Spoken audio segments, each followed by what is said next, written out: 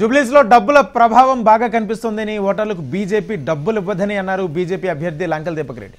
తనకు ఓటేసిన ఓటర్లకు ఆయన ధన్యవాదాలు తెలిపారు. తాను జూబ్లీస్ నియోజకవర్గంలోనే ఉంటారని, ప్రజా సమస్యలపై పోరాడుతూనే ఉంటారని స్పష్టం చేశారు దీపక్ రెడ్డి.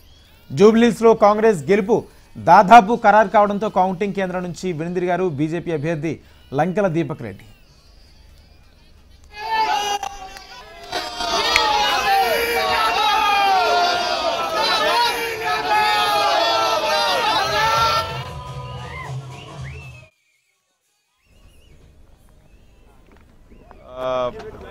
ఇప్పటి వరకు జరిగిన సడలిన ప్రకారము పైసల ప్రభావం బాగా కనిపిస్తుంది అక్కడ. సింపుల్.